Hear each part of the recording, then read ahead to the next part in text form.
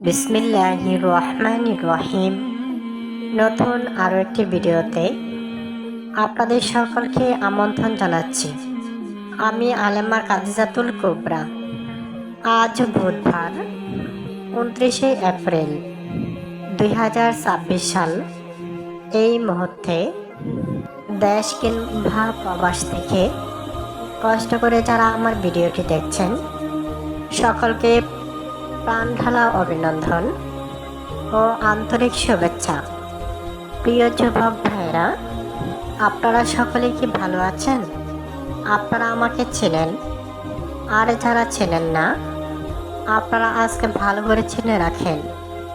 আমি অনলাইনে স্বামী স্ত্রীর বিষয়ে কোরআন এবং হাদিসের আলোকে নতুন নতুন ভিডিও করে থাকি। আজকেও আমি আপনাদের সামনে অত্যন্ত গুরুত্বপূর্ণ একটি টিপস নিয়ে আলোচনা করব। আজকাল অনলাইনে এই বিষয়টি ব্যাপক হারে ভাইরাল হয়েছে। বিষয়টি হচ্ছে স্বামী স্ত্রী সহবাসের সময় একে অপরে একজন আরেকজনেরটা অর্থাৎ গোপন স্থানে স্পর্শ করলে সেটি কি গুনাহ হবে?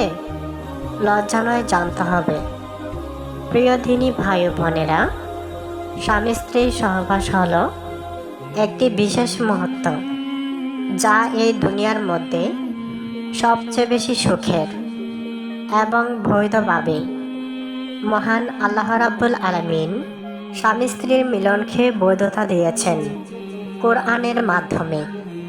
99% মানুষ শুধু মৌখিকভাবে জানে স্বামী স্ত্রী বিবাহের মাধ্যমে একজন আরেকজনের সাথে বৈধ মেলামেশা করতে পারে, কিন্তু কোন আয়াত থেকে এসেছে বা কোন সূরা থেকে এসেছে সেগুলো জানে না।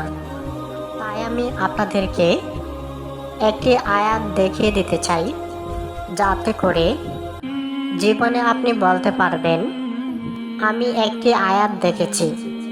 তখন আপনাকে আর মাওলানাদের কাছে যেতে হবে না, মসজিদের ইমাম সাহেবের কাছে জিজ্ঞাসা করতে হবে না, আপনি নিজেই জানতে পারবেন।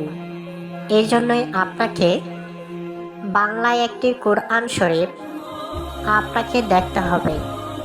বাংলা কোরআন শরীফে গিয়ে 2 নম্বর সূরা অর্থাৎ আলহামদুলিল্লাহ সূরার পরে যে সূরাটি রয়েছে সেই সূরার মধ্যে এই বিষয়ে বর্ণনা রয়েছে।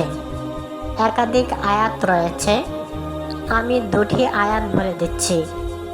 2:222 এবং 2:223 অর্থাৎ 2 নম্বর সূরা 222 নম্বর আয়াত ও 223 নম্বর আয়াত।